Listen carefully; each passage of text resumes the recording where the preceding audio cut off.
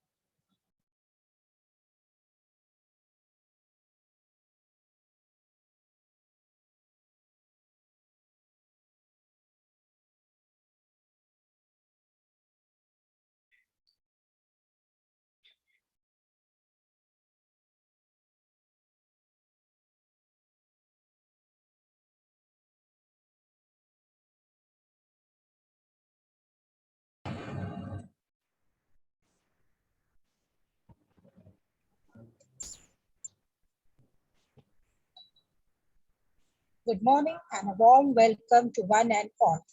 I am Mansi Patil, your host for today's Sadgun Sang Meet, the 78th virtual webinar. We continue with our OHSFS Industrial Safety Series. Our topic for today is ISO 14489-2018, Occupational Health and Safety Audit Code of Practice. It shall be taken up by Mr. Yogesh Chandekar, GM Certification Cell, ICS Private Limited. Let's quickly go through the agenda for the Sadgun Sang Meet today. It shall start with virtual inauguration by Dr. Sundar Kataria. We shall invoke the blessings of deity by chanting deity mantra, introduction of the speaker, presentation by Mr. Yogesh Chandekar, question and answer session, and we close this session. Sadgun Sang, conceived and led by Dr. Sundar Kataria, driven with a mission to elevate the quality, safety, and environmental awareness levels of industry. Sadgun Sang is a series of educative, informative events aiming to illuminate professionals on possible solutions to current issues of industry and economy. A brief introduction of Dr. Sundar Kataria. He is the Chairman and Managing Director of International Certification Services Private Limited. He has done his Mechanical Engineer AMIE. He is also an honorary doctorate in Business Management. He started his career in building India's first nuclear power plant at Rawat-Bhata, Kota, Rajasthan. He contributed in developing India's first oil and gas field at Bombay High since its inception. He was head of industry and offshore development with DNV for 2 decades. He is the founder of first Indian conformity assessment and inspection body known as International Certification Services Private Limited, which is a provider of total quality solution under single umbrella with wide spectrum of services. He has received Lifetime Achievement Award of NACE Corcon and also received several national and international awards. I now request Dr. Kataria to virtually inaugurate this session.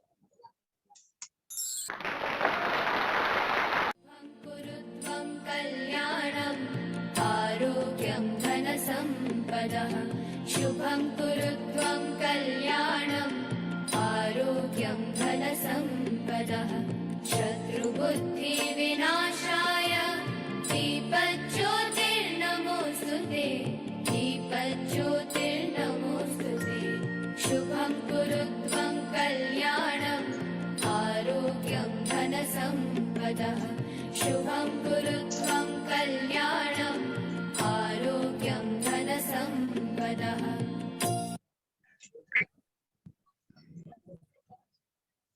Please join us for the recitation of Gayatri Mantra.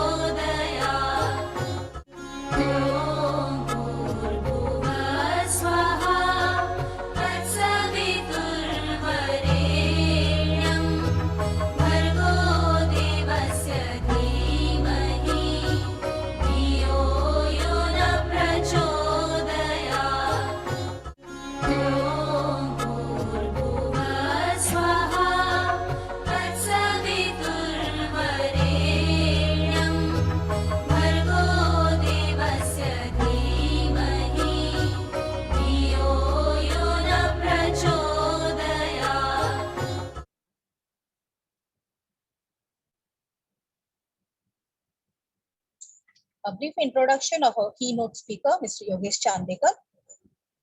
He is the General Manager in the Certification Cell for International Certification Services Private Limited. He has completed his BE Mechanical. He's also done a Diploma in Business Management and Advanced Diploma in Industrial Safety. His area of specialization is into Management Systems Certification, Third-Party Inspection, and Plant Safety Audits. Please put your hands for Mr. Yogesh Chandekar. Over to you, sir.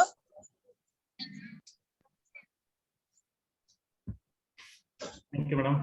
I'm just sharing my screen. Just let me know. Am I audible now? Yes, sir.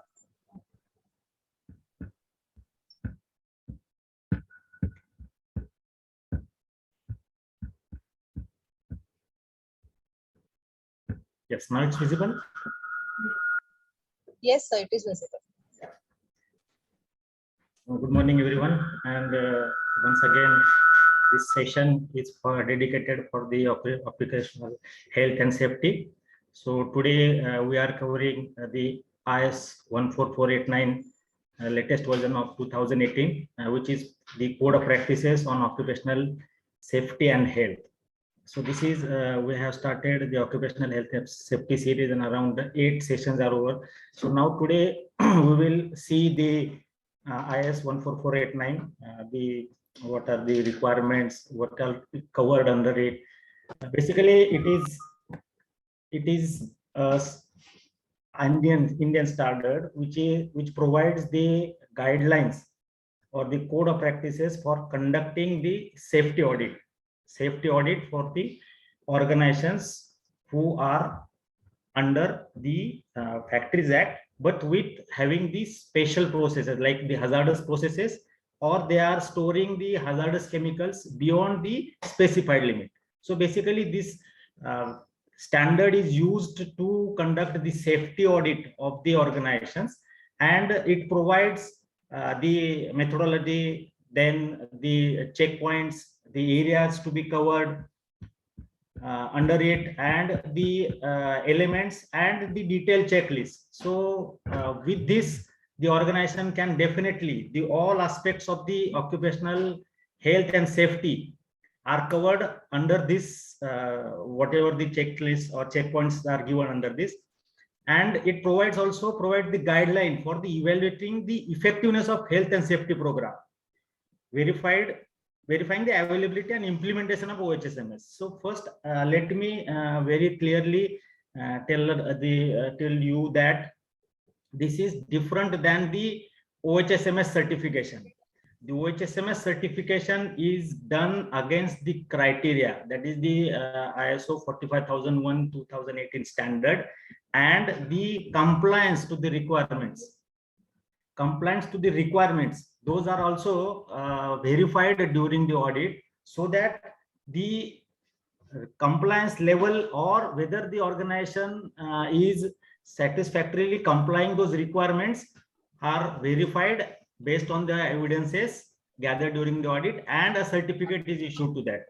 But in this case, where the audit is conducted based on the code of practices, that is the checkpoints are just these checkpoints which need to be verified, and the level of compliance, so that is judged by the auditor, and recommendations are given. There is no formal certification for the IS 14489. It is used to just verify the system and just confirm to what extent it is meeting, and the recommendation, further recommendation.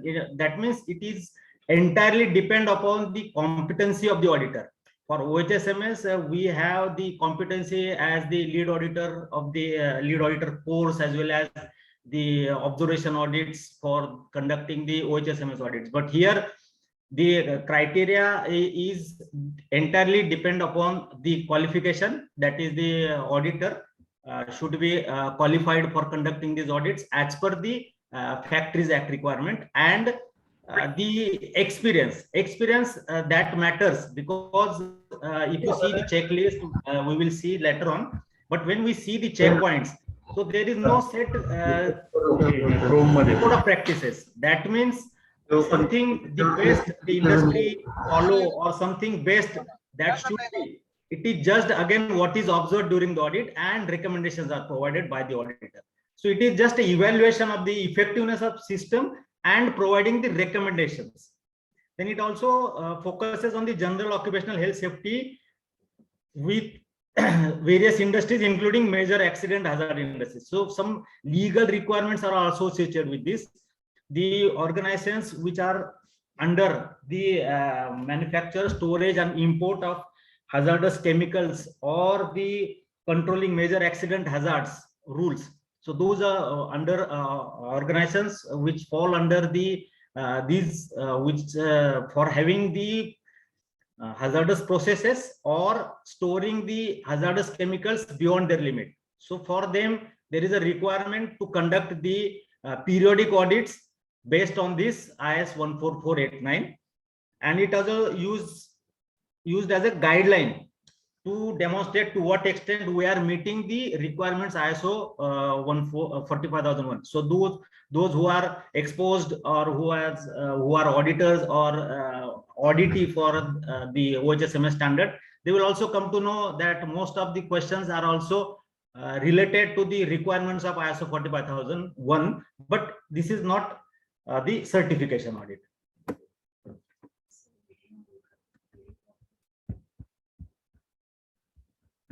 Okay, then coming to the next is audit objectives. So the audit objective is to carry out the systematic and critical appraisal of all potential hazards which are associated with the personnel, plant, service, operational. If you see the checklist and the points covered, so here you can see that all aspects of the occupational health safety are covered in this, and the audit, though the records and documentation also required to verification, but the most of the time the auditor should be on the field, interacting with the people, verifying the facilities, then the infrastructure and the health and safety related issues or the compliances, those are available on field. So it is more like a field audit rather than the office audit. And it also ensures that the OHSMS system is fully satisfied the legal requirements and those for the company's written safety policies, objectives and programs. So when organization establishes, when it start operating, so within 6 months the organization should have the safety audit, and periodically the organization should conduct the safety audit. So this one of the objectives is also meeting the legal requirements, and it also provide auditee with the opportunity to assess its own system internally as well as externally. So the Factories Act requirement is that you should have one yearly audit, internally audit, as well as the external audits. So this standard or these requirements provide to assess auditee internally the system as well as the externally with the competent person, and it also determine the conformity to the system and meeting the regulatory requirements. If we see the audits as per the requirements, the two types of audits are conducted. One is internal audit and second one is the external audit. So normally as per the requirements of this MHIC rule or the controlling major accident hazard rules, the internal audit is conducted yearly and the external audit is conducted once in 2 years. These are the requirements, but as and when required, the next slide will talk about the, apart from these two, yearly and external audit twice in a year. Apart from that also the safety audit is required to be conducted. So those conditions we will see in the next slide. And again, importantly, these audits are not the certification of the safety performance. It is just providing the to what extent the OHSMS system is in place against the requirement or the central code of practices and the recommendations to improve in areas where there is a scope for improvement. So the audit frequency, when these audits are conducted, one, is internally once in a year, and second is externally twice in a year. Apart from that, this the point number covers this specified or regulatory requirements. Then the other potential factors, say for example, like the COVID situation. So some factors which are not normal, or those which are not covered in the earlier audit. So if those factors exist, or significant changes in the management, organization, policy, techniques, even the modification in the plant, so those also call for this safety audit. And any changes is suggested in OHSMS system. So maybe a technological development, or maybe change in the facilities, or some new processes are added into it. So in that case also these audits are conducted. And it also may be conducted as an additional audit, or maybe a follow-up audit, depending upon the results of the previous audit. If more areas concerns were raised for more areas, or system need drastical improvement, in that case a follow-up audit may be recommended by the auditor. And then in that case, the safety audit, based on the safety audit results, previous audit results, additional audit is also conducted, maybe a follow-up audit.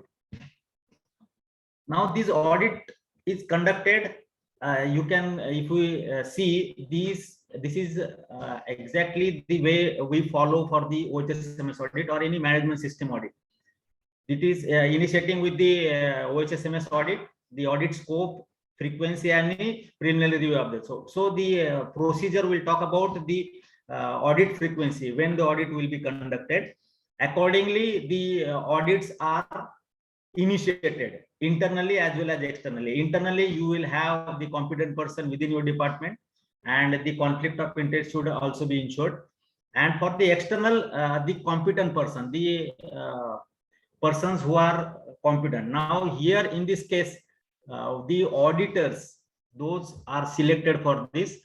Basically, since it is related to the Factories Act, and the requirements are meeting this requirement of the Factory Act, the chief inspector is the person who shall get this audit report from the organization within 30 days from the audit. So here the entirely, this is the right of the chief inspector to accept or the reject the report based on the audit team or the audit observation. So basically the persons who are qualified in the occupational health and safety, so for each state they have different criteria. One is centrally, there is a labor institute.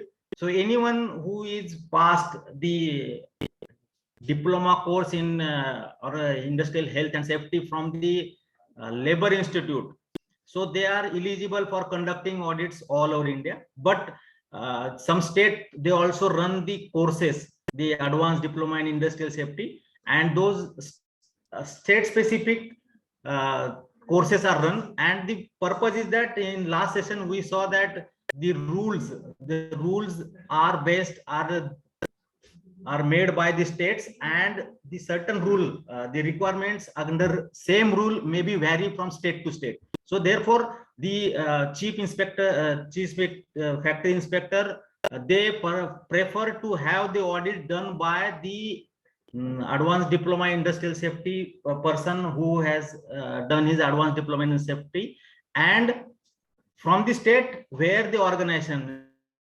So for example, any organization within Maharashtra, the chief inspector, or as per the requirement, they prefer to have the person or auditor who has done the advanced diploma in industrial safety course run by the Maharashtra state. So the purpose is that the auditor should know the requirements, the state requirement, state rule requirements, so that he can verify those requirements during the audit. So the auditors, the competency of the auditor, and again second factor, the experience. So audit team may be multi auditors, a team of auditors, where the different disciplines, those are also may be considered, like the auditor from mechanical, auditor from chemical background, auditor from civil background, or from electrical and instrumentation background. So the checkpoints cover everything. So the overall competency, team competency is required for conducting these audits. And preparing this audit plan is nothing but preparing the audit plan based on the organizational processes, so that we take from the auditors take it from the organization. Then the audit team assignment based on maybe a chemical in the pharmaceutical industry, or maybe industries where the hazardous processes are there. So based on the core processes, the audit team is selected, and it should represent fairly the competence required for conducting this audit. Then the working documents of the audit team, these some procedures, organizational procedures regarding the SOPs or any procedures, or the documentation required, like the checklist, then the recommendation, the format, audit report format. So those are required to the auditor team. And the questionnaire of preliminary information. This is basically the OHSMS system related questionnaire, like the work permit or procedures. Basically the procedures, those are demanded from the organization. And the questionnaire to just check about which area need more time. So to time allocation is based on the questionnaire. Some facilities may not be available, some checkpoints may not be applicable to the organization. So that is judged based on the questionnaire which is filled by the organization, to know exactly which area need to be focused, or which are the points that can be not applicable for this organization. So the allocation of time is based on this. Then actual auditing, it is similar to that the OHSMS, except for the certification, recommending for the certification. It starts with the opening meeting, then the presentation of the auditing to know about the infrastructure, facility, the scope, and the overall OHSMS system, to make the auditors aware to start with. Then the record verification, field visits, interview with the concerned personnel, and noting down or recording the audit observations, and closing meeting with the auditee to share the audit observation. So it basically follow the management system certification audit methodology.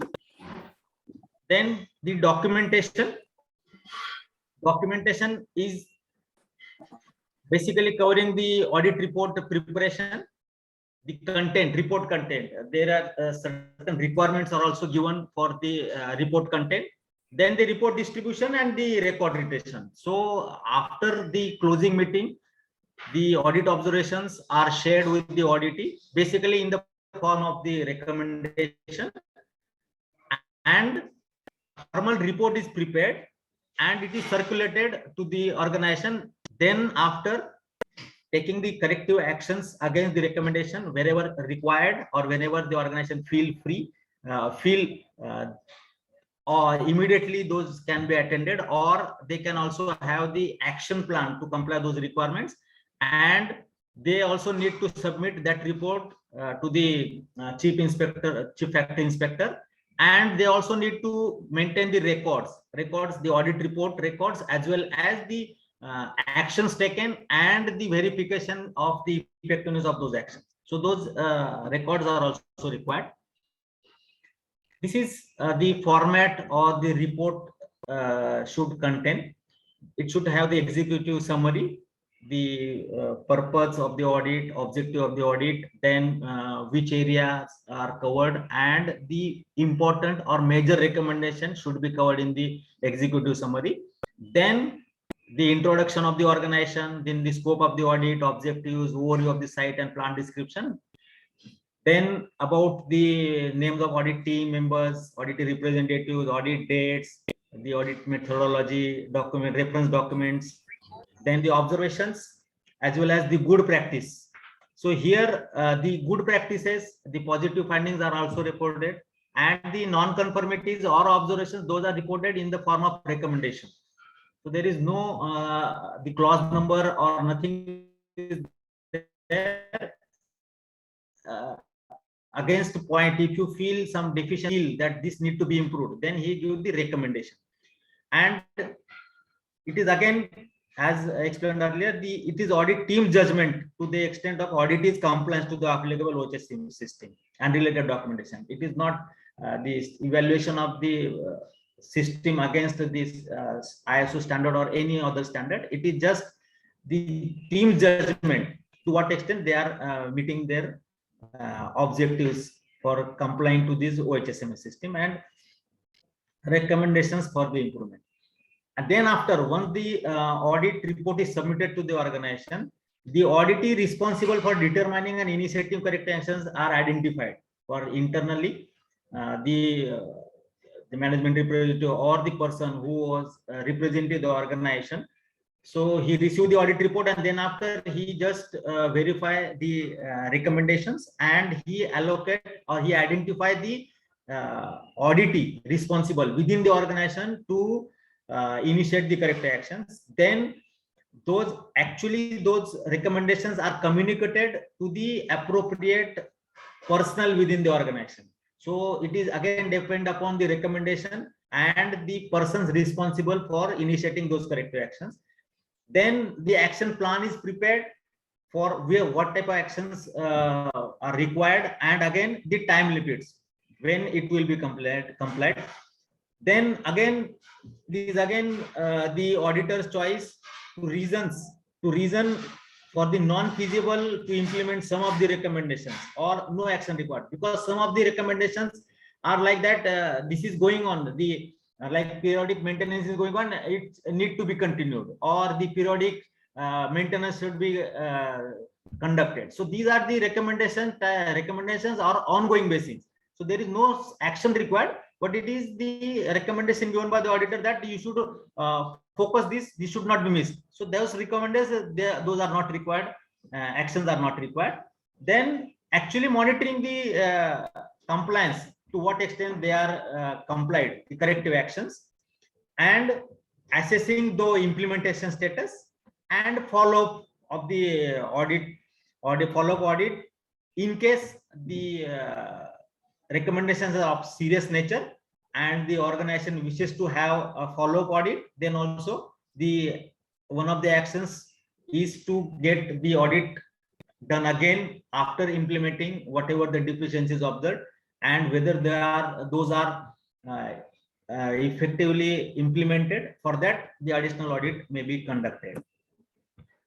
So this is what about the audit, how the audit is conducted, the methodology. It is similar to the OHSMS audit or any management system audit, but it is not recommended for certification, or any certification is also not issued.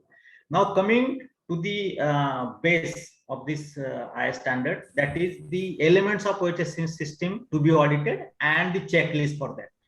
So there are total 25 elements. So 25 important elements related to the OHSMS system. Those are covered along with the checkpoint. Again, each element each element is also subcategorized into sub elements, and for each sub element there are checkpoints. So in all, if we consider, there are 514 checkpoints under the 25 elements. So it's a very exhaustive checklist.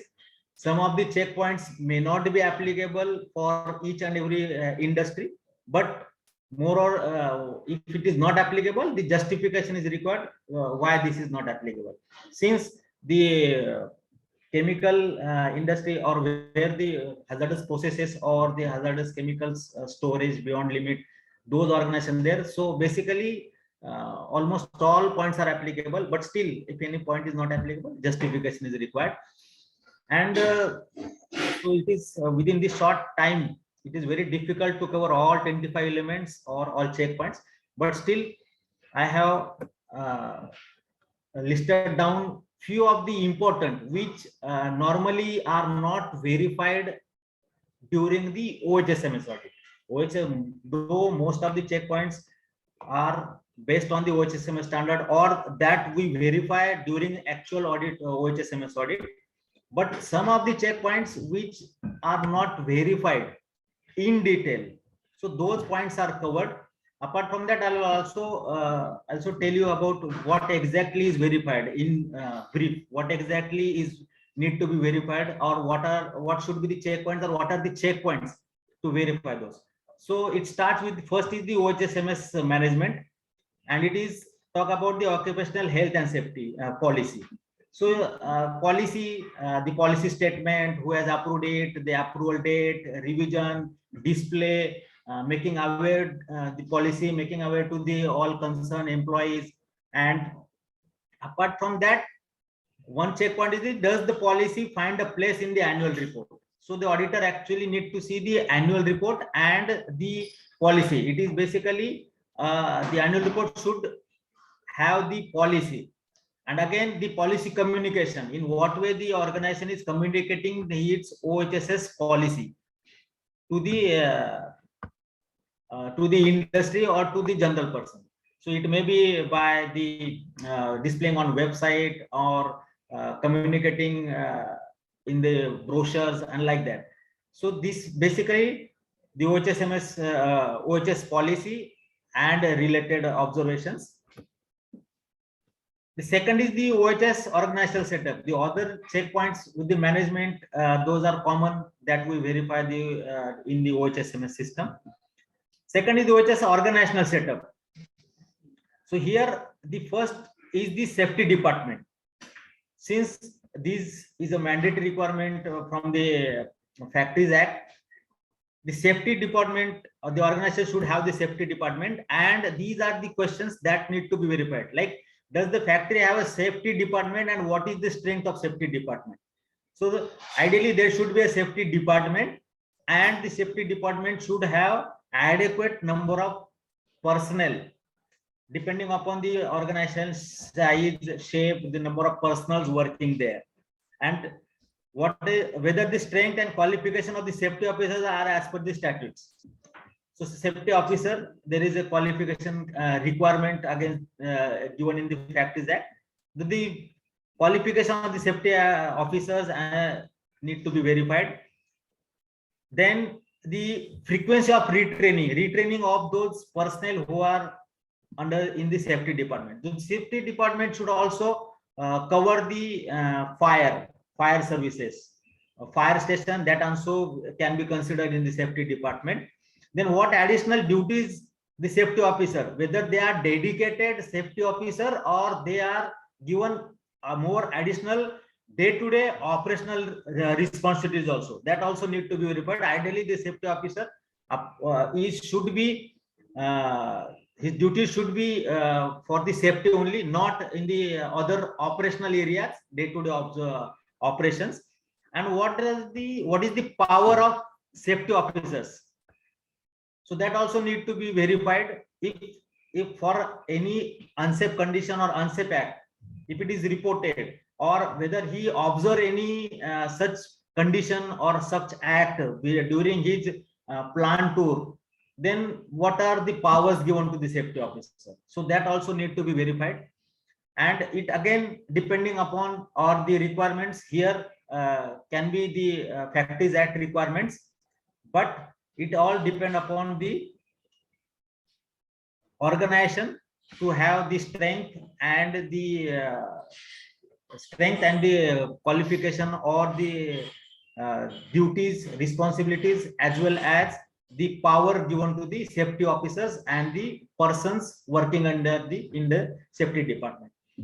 Second is the safety committee. This is again normally we OHSMS audit, we verify the safety committee, whether it is formed, whether the adequate number of management as well as the worker representatives are there in the committee, how frequently they meet, whether they are discussing the hazards and the control measures required, and the new points taken up, or the overall verification or a review of the OHSMS system from the safety point of view, the committee and the minutes of that meeting. Normally, these are the only requirements that also to be verified in this.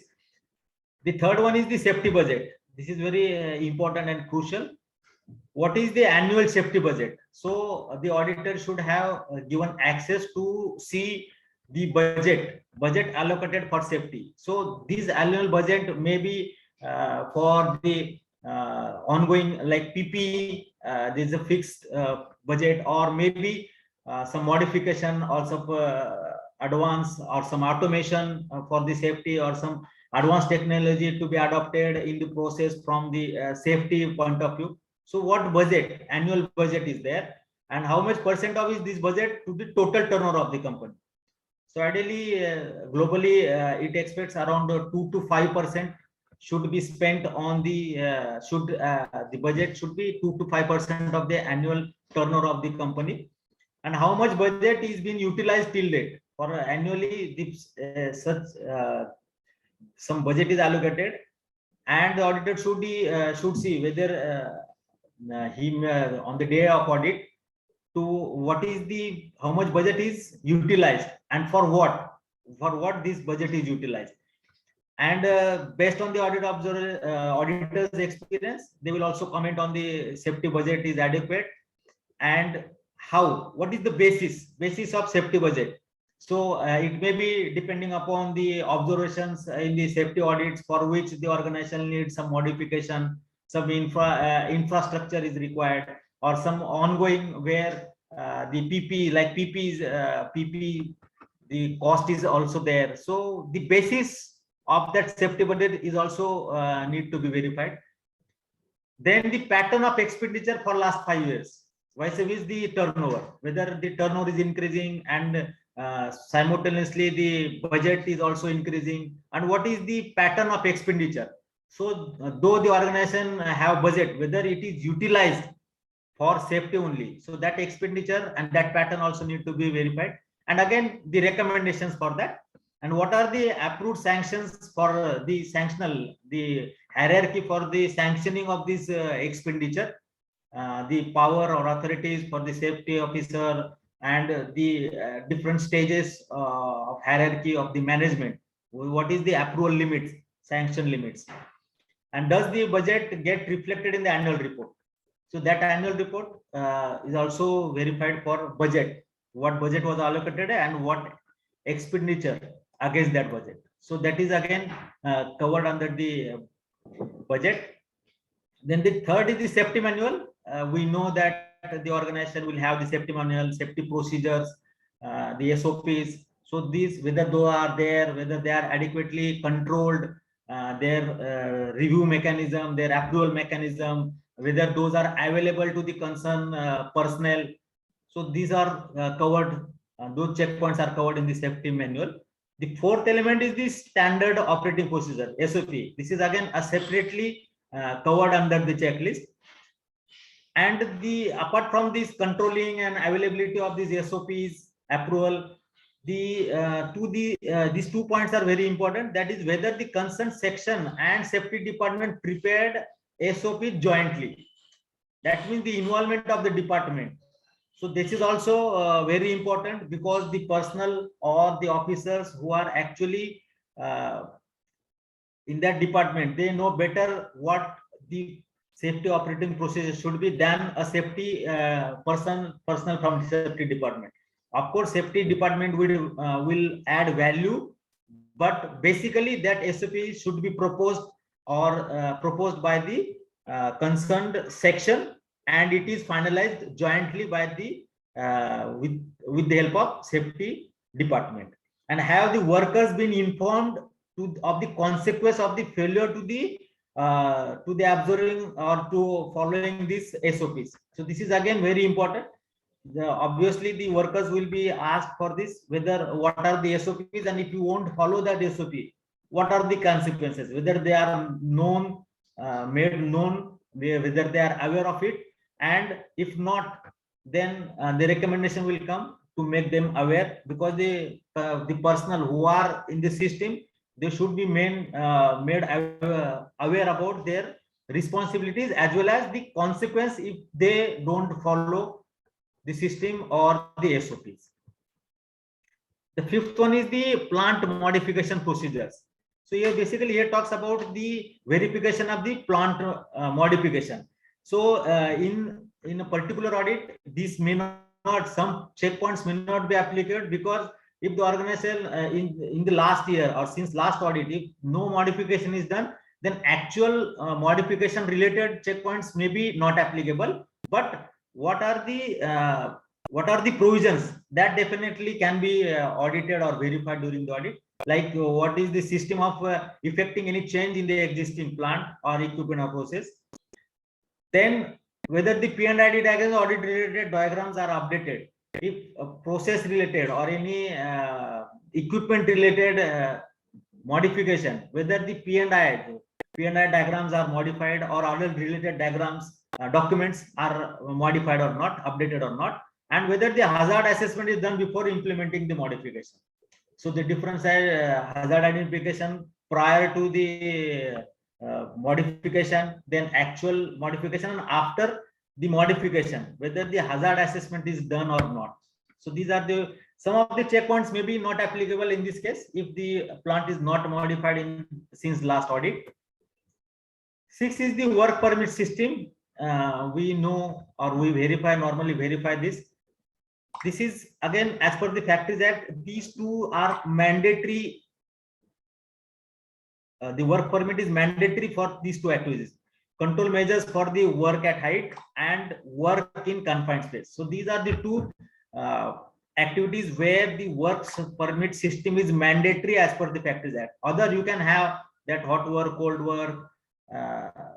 Those permits are also can be a part of this system. But if we talk about the Factories Act and the mandatory requirements, only these two permits are very important: working at height and confined space. So the work permit format, whether the controlling measures, who is the issuing authority, whether the condition of work is checked prior actually commencement of the work, and restoration of the place after the work, like confined space, the measuring of the oxygen level is very important. Then the person should be backed up with the another person in the confined space. So some requirements, specific requirements as per the Factories Act, those are also covered in this checklist for verifying this work permit system. Then this is very important. Normally we see the requirements, we consider the requirements, and organization, they also take the requirements applicable for the workers. Those are under their direct control, that is the employee of these workers. But the OHSMS system should also cover the workers or the personal working under the OHS system implemented or within the premises of the organization. So it also covers the contractors personnel. So these specifically these checkpoints. Apart from this, there are many checkpoints, but important checkpoints I have taken. Is there any system for selection of the contractors? What is the basis for selecting of the contractors? That is from the safety point of view or from the guidelines for the contractor safety and training, whether the contract documents includes necessary safety and welfare clauses. So it starts with the agreement or contract or the tender document, whether the safety related or welfare related, contractors safety or contractors welfare, who is responsible for what, for that, to what extent, and that should be a part of that contract document. Is there any program to ensure use of PPE by contractors personnel? So basically the responsibility, who is responsible for making PPEs available and ensuring use of PPE, whether it's a contractor responsibility or it's a organizational responsibility to have to ensure the use of PPE for during the operations. Do the contractors have their own safety organization? So this is also seen. whether in case if you are in case of the turnkey basis projects, lump sum turnkey basis projects, the contractor should also have the own safety organization, and again the setup, organization department, safety department, the safety personnel, whether they are qualified or not, safety officers, all that. So this is also verified. Are the contractors reporting all accidents and injuries? If his contractors is responsible and his their workers are there, then reporting of accidents and injuries is a part, whether it is the contractor responsibility, organization, definitely organization is responsible, but who should initiate or who should report, whether the contractor personnel or the organizational officer, and the proceedings, and whether the contractor should be involved as a responsible person for the corrective actions for the during the investigation, as well as a part for the taking of corrective actions, whether the contractor is, to what extent the contractor is involved in this. Are the contractor workers trained to observe safety? What are the training programs the contractor is having? What are the who is the training faculty? What is the frequency of training, and what is the evaluation of that training? So all these are covered under the contractor workers training. Then the contractor workers are engaged in process or operation. If yes, are they aware of the SOP? If the or contractor employees, they are directly deputed on the processes or operations or hazardous process operations, whether they are made of the SOPs, whether they are made about the consequences, all these are verified. Of course, here the auditor will interact, will verify the documents, records, as well as will interact the contractual personnel if they are working in the organization. Then the eighth one is the plant design and layout. This is also very important from the safety point of view. Whether the hazardous operation in plant are segregated. So this is right from the inception, when the organization propose his plant, when he submit his application for establishing a plant, all these are considered.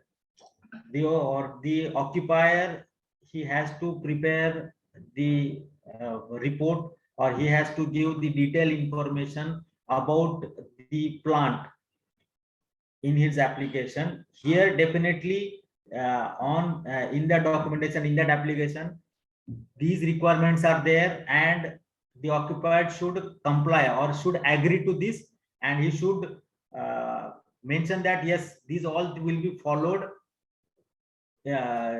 whenever the plant will establish. So these are the requirements given in the Factories Act, and during the audit it is verified that when the organization has submitted its application and the conditions in that application, whether they are implemented further at later stage, and as on date, whether they are as per the requirements or as per the conditions that are given in the initial application. If they are deviating, in that case, the safety auditor or the auditor should recommend to check the consequences or the impacts of change in the setup or the processes or the plant layout vis-a-vis which was actually proposed at initial phase, and the gap need to be bridged with having the safety hazard analysis and taking the corrective actions and all that.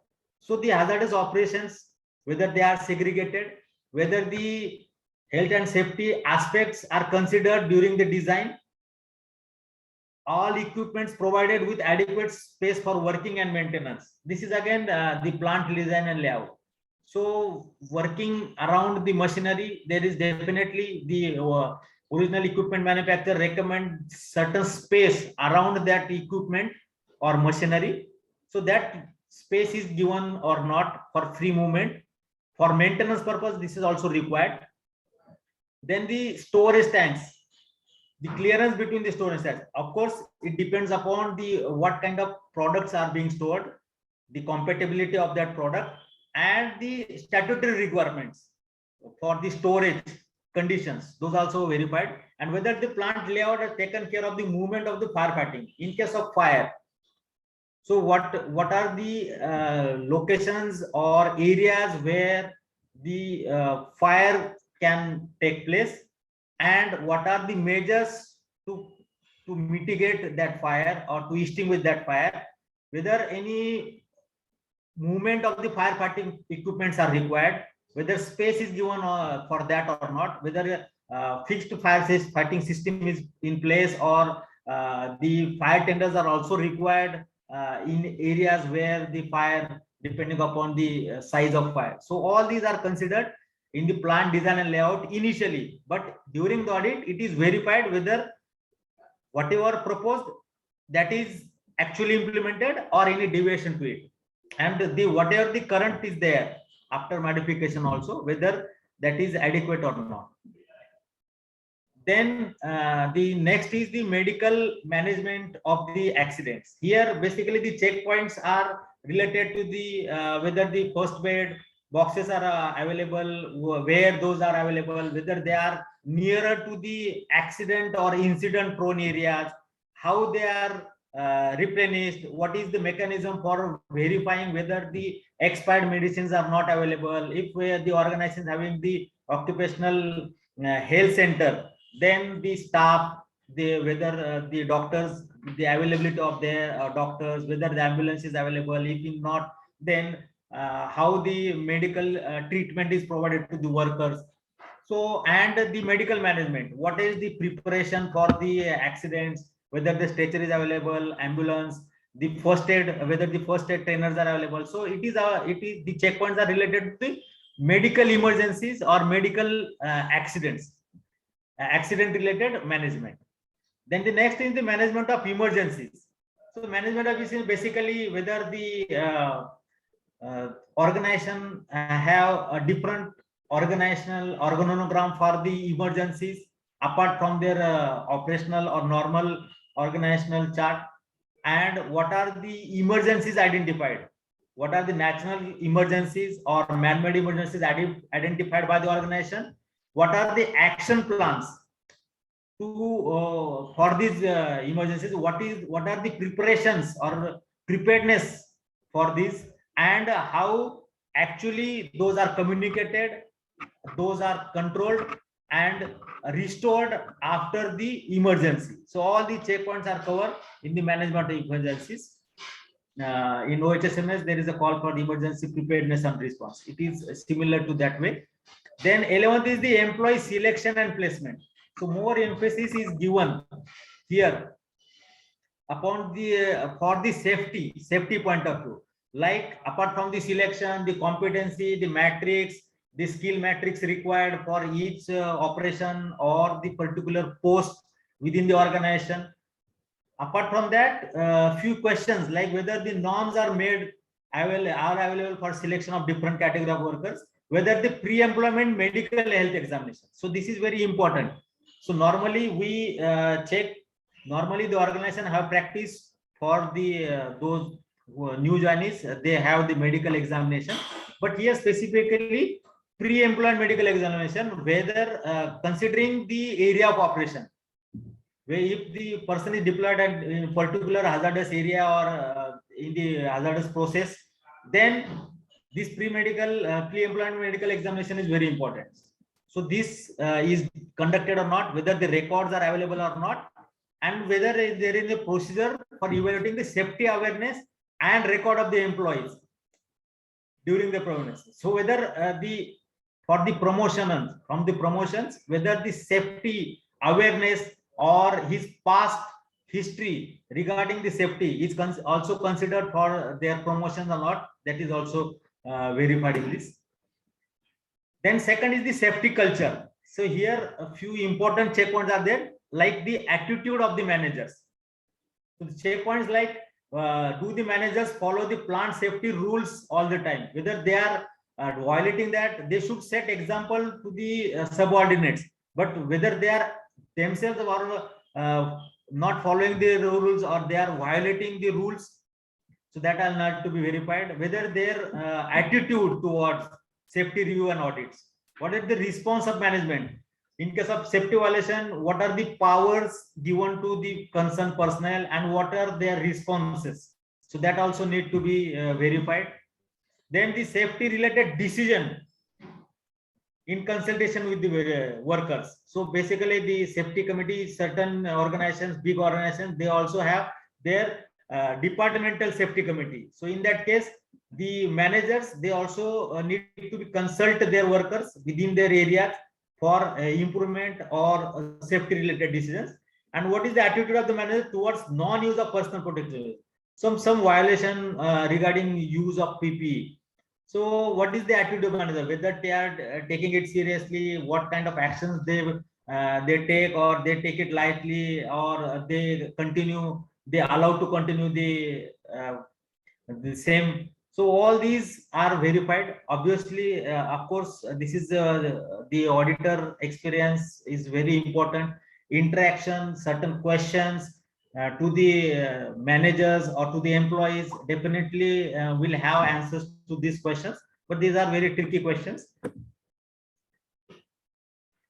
Then the continuation the manager, and then for workers, whether the workers are aware of the consequences, whether they are following the SOPs, whether the attitude of workers towards their own mistakes. So how serious about they are for their working, their operations, and whether they are reporting the near miss incidents, whether they are suggesting some safety improvements, whether they are aware, whether the workers are aware about the rewards and recognition in the safety matters, and what are the attitudes of worker towards use of PPE.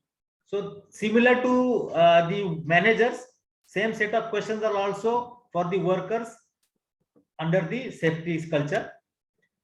Then the statutory license approval records as normal audits, the whatever the applicable licenses, approvals, and its validity. These are also verified in this during this audit. There are certain checkpoints are there also. Then 14th is very important, the motivational and promotional measures. So this is also very important. The organization should have these practices also, and to what extent those are implemented and followed. So these questions are the will give that answers. Does the factory have OHSMS suggestion scheme? Suggestion scheme, maybe suggestion box kept there to for those who don't want to disclose their identity. Any suggestion box is there, or any email ID where the personnel can report their suggestions, or occupational health safety contest organized within the factory, maybe on the World Safety Day. Does the factory participate in the national awards? Any initiatives taken by the organization to participate in the national awards, and factory awarded since last 5 years within that area, maybe at a district level or the state level, any award was received for the safety related to safety. Then the organization publish safety bulletin, newsletters. Then the statistics, information about the accident statistics, bulletins, newsletters, whether they are emphasizing on the accident statistics, the control measures taken. Then what are the activities conducted during the National Safety Day, Safety Week? So whether those are celebrated or not, and what are the activities, and what percentage of workers participation in this scheme. So all these are verified to know exactly the motivational and promotional measures the organization has taken. Then related to the hazard identification, JSA, what are the process related hazard analysis is done, whether the job safety analysis is done for the start of work, whether once the work permit is issued, whether the job safety analysis is done or not, and the history, the accident history, consequence of failures, whether that history is also maintained, and this prompt address of findings and recommendations, whether the identification of hazards, whether the risk associated, whether the efforts are taken to reduce it to down to the as low as possible, and the job safety analysis. So for each, depending upon the types of hazards, what precautionary measures are required. So the each job safety analysis for the specific job, whether that is implemented and being followed or not, that is verified. Interestingly, this checklist also talks about the product safety. So it talks about whether the hazard arising from the use of products are identified. So it is more communicating not only the personal within the organization, but the external, like your customers or to the statutory other authorities.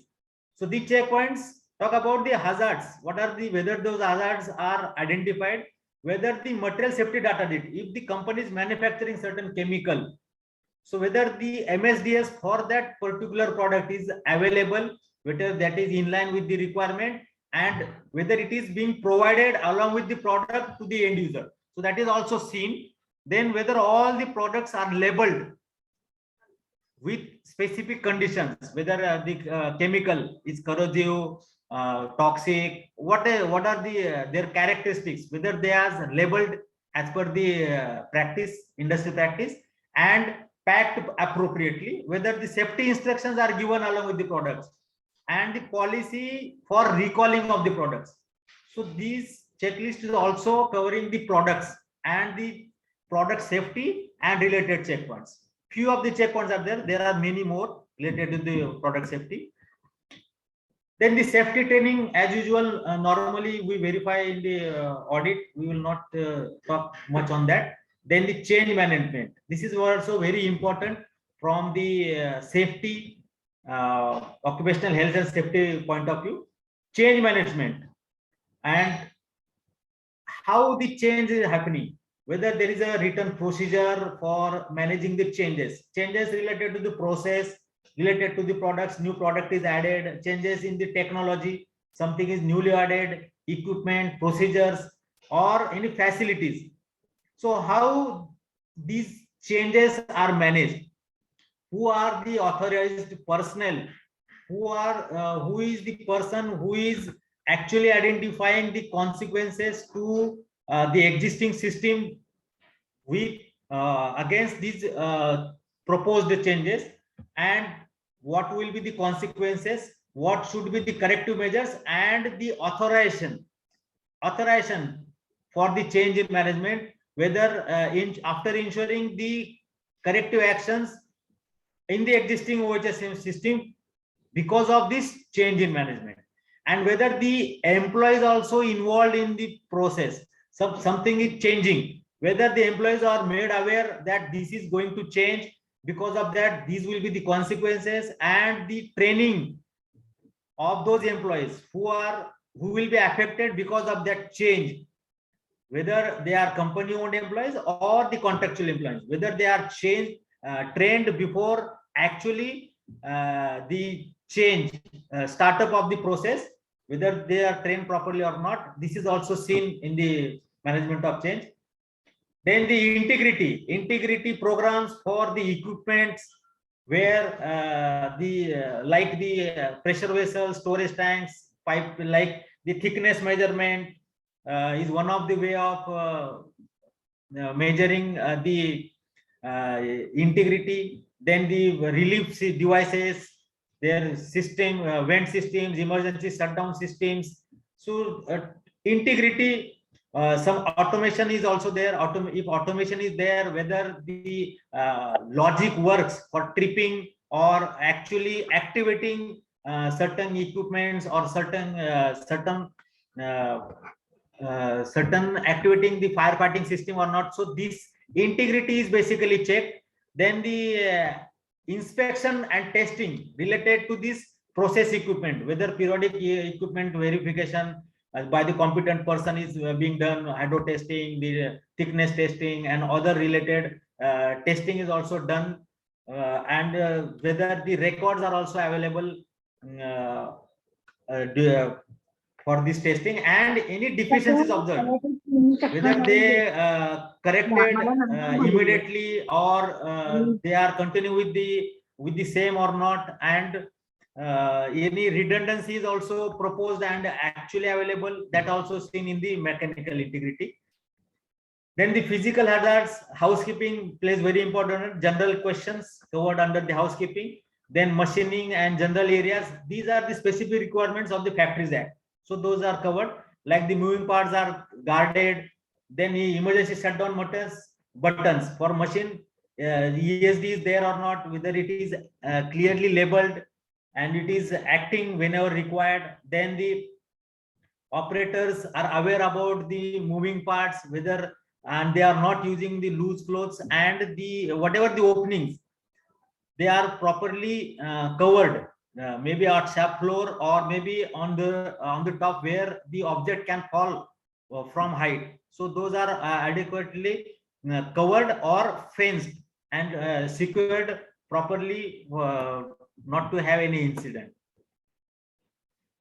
Then the electrical safeguarding, then safety in storages and warehousing, those checkpoints are also covered, like the storage, the compatibility in storage, the capacity of the storage, the statutory requirements in storage, then the material handling, the stacking of the material, and the hazards in the storage and housekeeping, whether there's adequately corrective actions are taken or not. Then the hazard assessment for the new equipment, any new equipment is inducted, then the hazard assessment and integrating those hazards or corrective those hazards in the existing system with the corrective measures required. Then the hazards from the radiation sources, so these may be excluded for some of the organizations, the radiation sources like ultra rays or any welding or any the radiography related. So radiation source are there, and again, if the organization is having that, then the storage, then the competent person, whether the proper signages display are there or not, whether the person is monitored for his health, all these checkpoints are also there. Then the chemical hazards related to the transportation of hazardous substance. If the within the plant, whether the hazardous substances are transferred, like maybe by road, maybe by rail, or maybe by pipelines. So those checkpoints, related checkpoints are covered in this. Then the handling of hazardous substances, how they are handled regarding their storage, their handling, their emergencies related to that. Then the fire related corrective fire related hazard, or the fire related provisions like the fixed fire sighting system or the firefighting equipments for the handling of the hazardous substance. Then the MSDS for the whatever available chemicals, hazardous chemicals, MSDS should be available at point of use. And of course, there for easy understanding, it should be also be displayed in the local language for the workers. And the spill control measures, spill, of course, different chemicals, the provision, the requirements for spill control are different. So whether those are available at point of use, the areas where the chemical spillage, and for that particular chemical, what spill control is required, measures are required, whether they are displayed on field, and whether they are known to the workers working in that area, that need to be verified. Then the storage of hazardous substances, then gas cylinders, if the organization is using gas cylinders, then the gas cylinders with the periodic testing, then their use, whether they are storage properly in their in isolated area. And then again, the compatibility is also seen in these gas cylinders, handling of that gas cylinder from the storage area to the workplace, and again taking back. So all these are verified in the gas cylinders. Then labeling and color coding for the hazardous chemicals as per the rule requirements. And hazardous waste management, the collection at generation where the waste is generated, then segregation, collection, storage within the plant, and disposal to the authorized agency. All these are covered, checkpoints are covered in this. Basically, for the verification, you can the auditor can actually see the workplace area or the plant, and for some of the checkpoints, he has to rely on the records generated by the organization to ensure that yes, the checkpoints, whatever the aspect of that, that is complied by verifying the records. Then the L21 is the fire and explosion hazards. So this is again for the organizations very important. Setup for firefighting, maybe a fixed firefighting system, or for the portable firefighting system. Whether the knowledge and skill manager, whether they are trained properly for firefighting, whether they are properly trained, whether the resources for firefighting are available or not. Then whether safety, inbuilt safety in the civil design and construction. It talks about whether the interlocks and trip mechanisms are there, access to the firefighting. Then the safe means the evacuation or emergency exits are available, whether the firefighting or fire detections and fire suppression system is also available or not. Then from the electric circuits and equipments, it is about safety related to the electrical, like the lightning arrestor is provided on the building, or whether the bonding is there, pipeline bonding is there, or the equipments are grounded properly, pipelines are bonded, the flanges to maintain the continuity. So this is also need to be seen. Then the explosive substances, how they are stored, what are the measures taken from the fire suppression or firefighting related or preventive measures. Then the fire safety in handling flammable and explosive materials.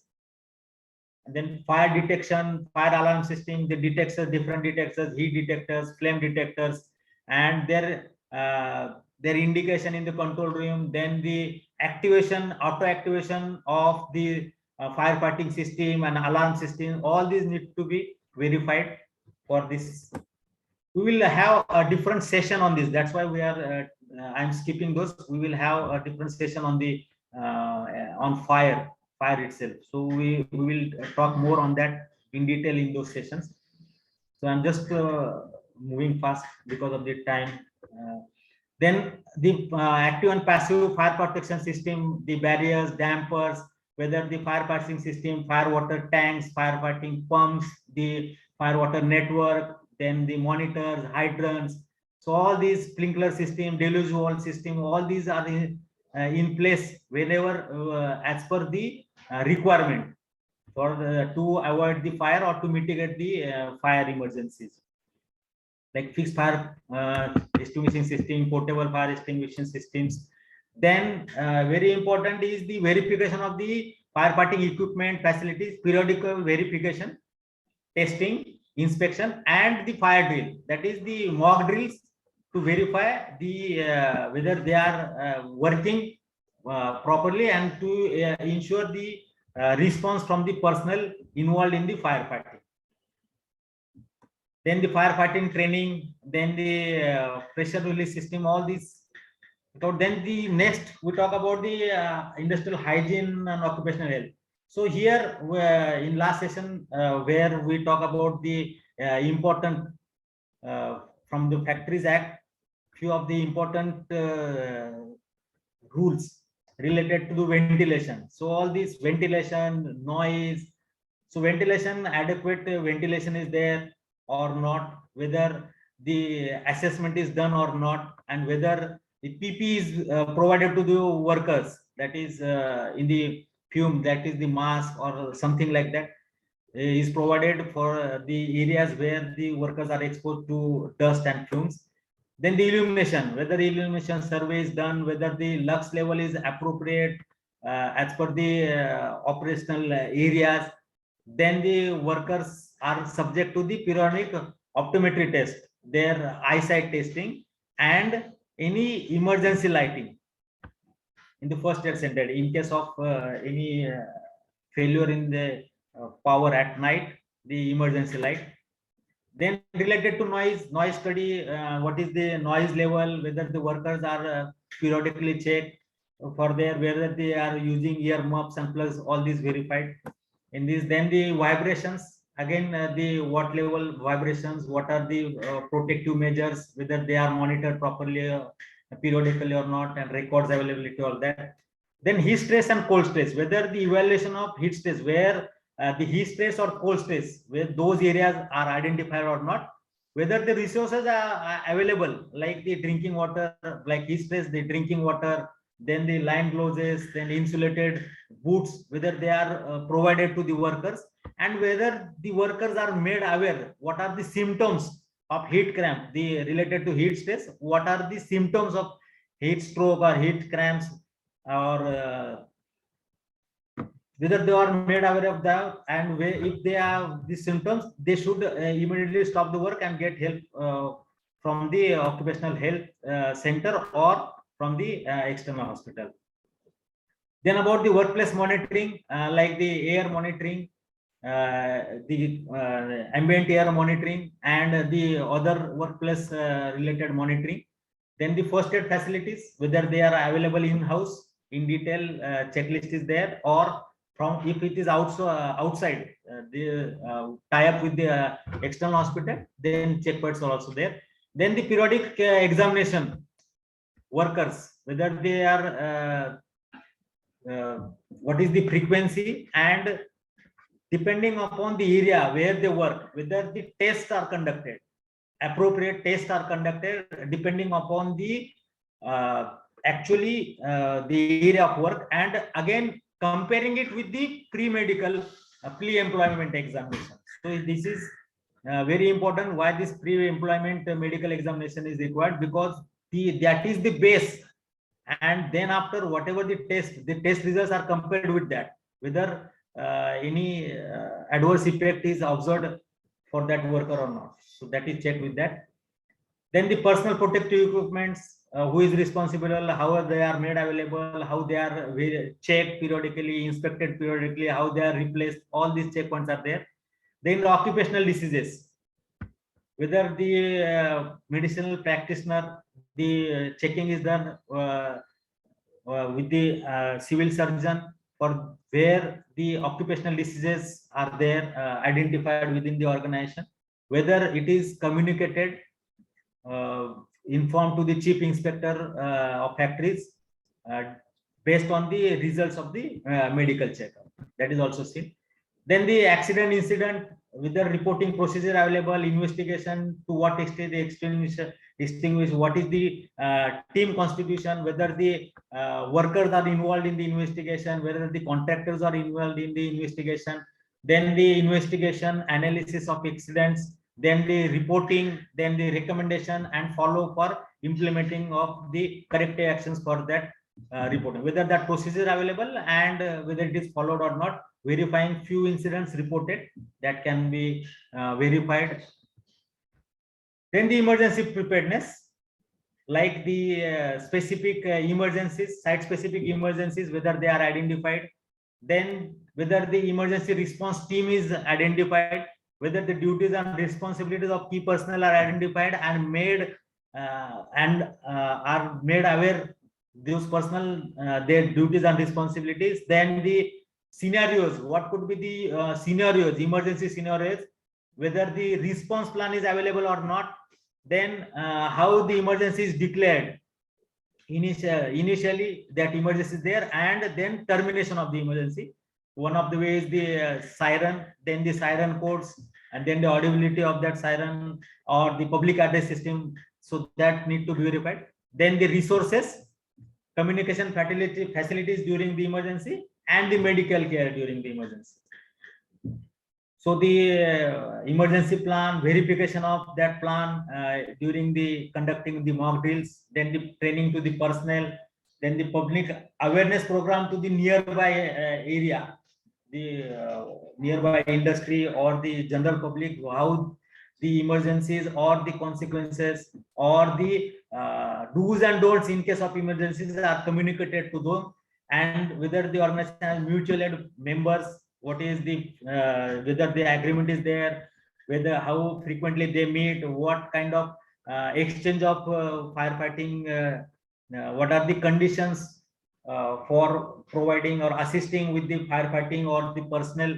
So all these are available in the mutual aid agreement. And the emergency control center, whether if in case of emergency, a center control room where the emergency is handled from there. The occupier, the chief incident controller, he is the person who actually monitor the emergency and take decisions from the center. And in case in the if the emergency turns to the catastrophic, then the civil it is declared as level 3, and the civil authorities are also involved in the firefighting, so that emergency control center is available or not.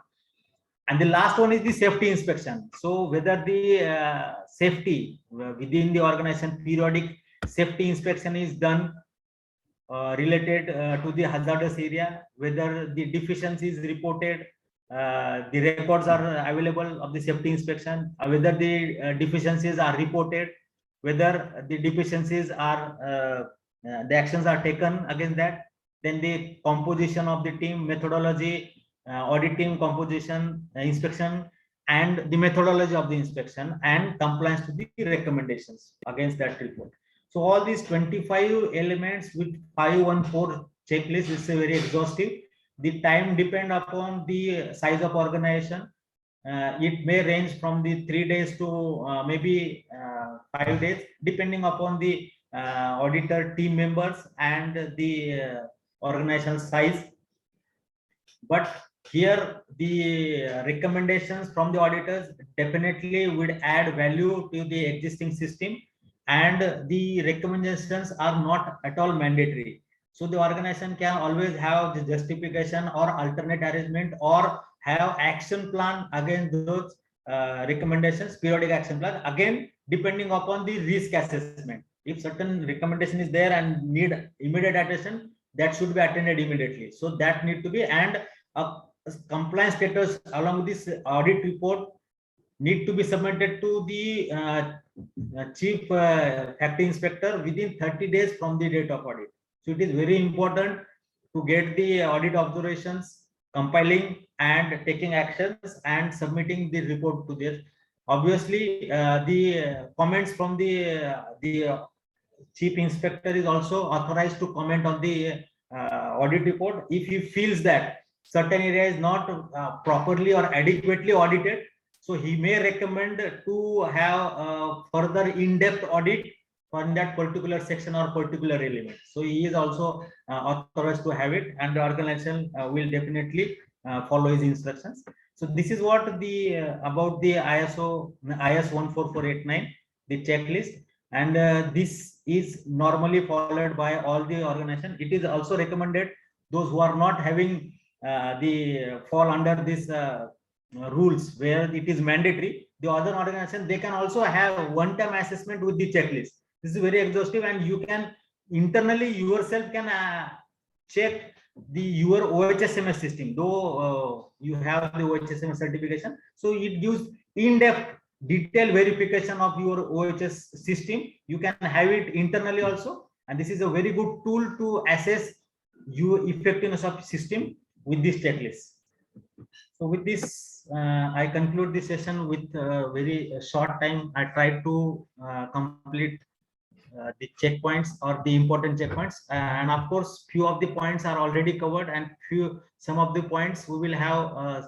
Those points will be again covered in the upcoming sessions. So with this, I thank you for providing me this opportunity to present this, and now I hand over to Mansi ma'am for the panel discussion and further proceed.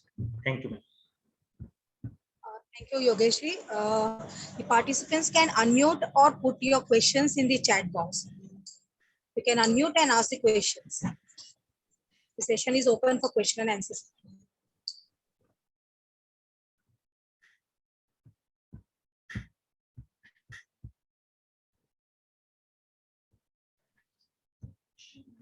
Yeah, I'm just. There is one question in the chat box, but Yes, yes, yes. Are there any Are mandates there in different? mandates? Yes. So, as per OHSMS, you have a structured table, or actually getting or calculating the manpower mandates required based on the manpower available with the organization. But here, that criteria is not considered, because apart from the manpower, the capacity of the organization, that is also very important.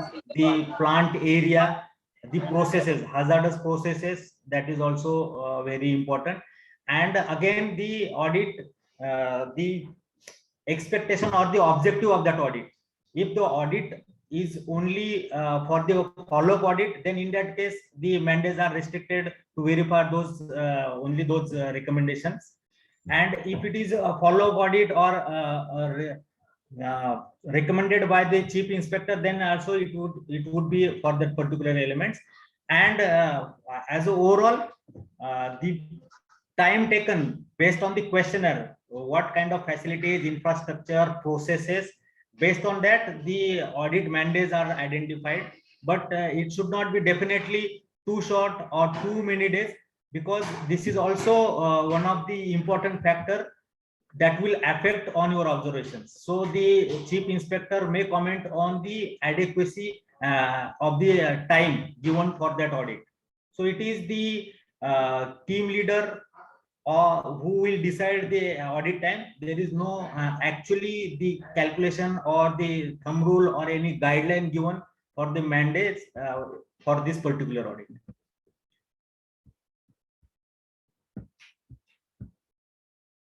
Then the second question is from Sanjana ma'am. What if the premises are rented and not possible to change as per guidelines? Yes, definitely. If the organization is set up in the rented premises, this particularly all this what we actually verify in this audit. So that is the when the organization apply for the apply for this setup of this plant.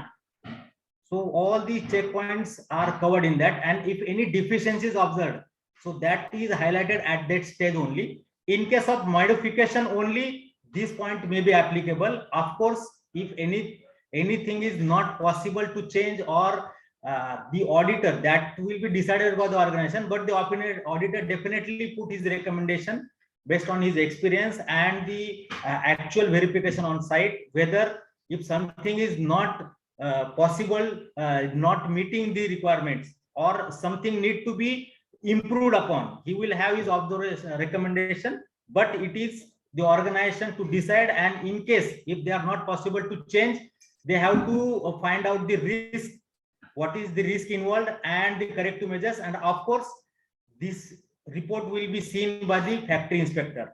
So their comments are also very important. But these cases are very in isolation and in case of modification only, because the feasibility is all checked at the time of granting the license to set up the factory.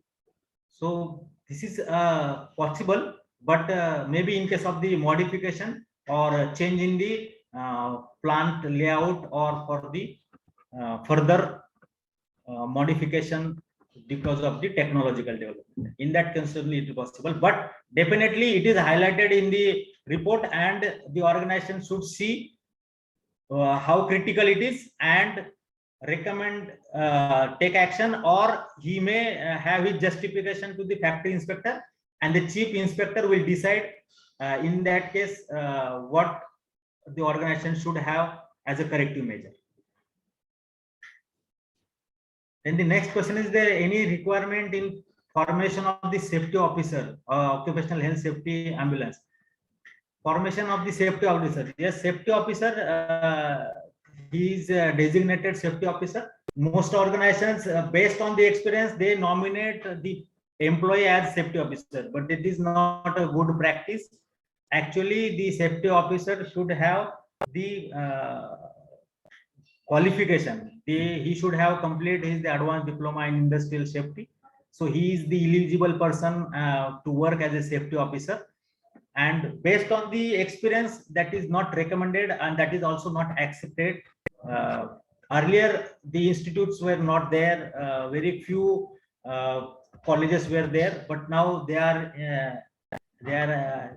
ample, and many safety officers are now passing out, coming out with the advanced diploma in industrial safety. And now that is not the thing where you are lack of professional or qualified safety officers. Earlier were the days where the safety officers are nominated based on his experience, maybe in the safety or HSC department or maybe in the fire department. But now the safety officer is a qualified person. Then the occupational health center, yes, there definitely there is a requirement. If the workers are more than 500, the organization should have an occupational health center. More than in that case, the visiting doctor with a permanent one person as a nurse with two minimum 5 number of beds and one visiting doctor. And if the employees are more than 1,000, then there should be a nominated or designated medical officer in the factory, in the occupational health center. Ambulance again depend upon, if the occupational health is there, then there should be ambulance.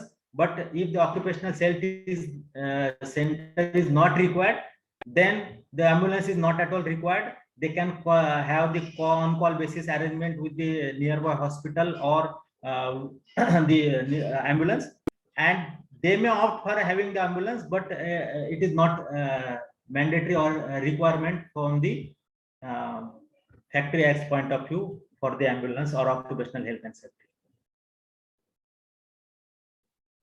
Any major difference between auditor? Yes, the here the ISO 19011 talks about the auditor. Yeah, it talks about attributes of auditors and all that. That is definitely required for this audit also.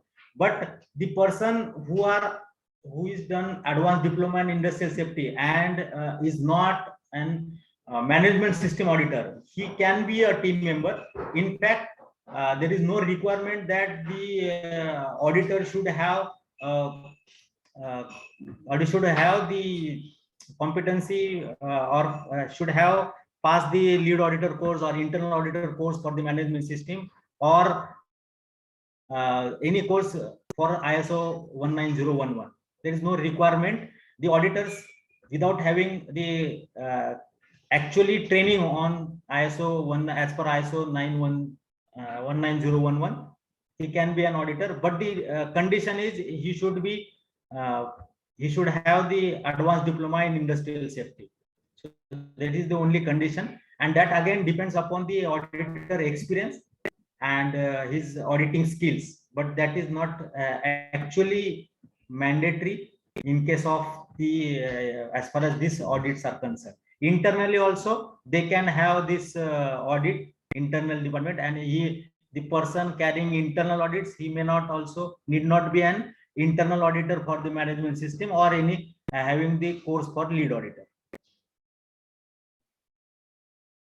The next question is the how to identify required minimum legal requirements applicable to type of organization. Yes, the type of legal requirements there are for any organization. In the particular industry, the organization will fall in particular industry, and for that particular industry, the legal requirements for that particular industry, those are applicable for that organization, and those are available. Though you can search it from Google also, and you can also have it once you apply for the organization to set up a factory. So those requirements are also considered while whether you are complying those requirements, legal requirements or not. Those are also verified at this granting the license to set up a factory. At that time also those are identified, and as and when required, the amendments to those rules or a new act which has come and which will have some sort of impact on your operations, or if it is applicable to your organization, So that also can be, you can get the information from that particular industry, and you can have your own legal registration updation, review of that legal registration, legal requirements. Periodically review is very important because rules are updating, rules are amending, and certain new acts are also may applicable to you. So for that, you should have the legal register identifying all these requirements.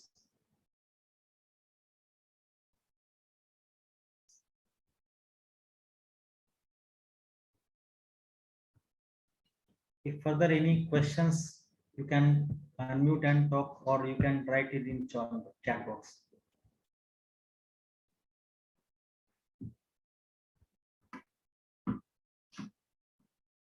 Quickly, one more question, but it's already 12:40.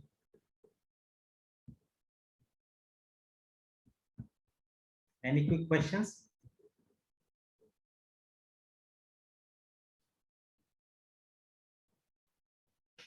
Okay, thank you for showing interest and having questions. If you can go through that, as also it is available on website. You can download it. It's a free document. You can download it and you can go through it. And organizations, they can definitely have their internal audits based on the checklist. That will be very helpful for them to really understand to what extent they have effectively implement the OCCUPATIONal. Thank you. Thank you. Now, Mansi ma'am, please take over.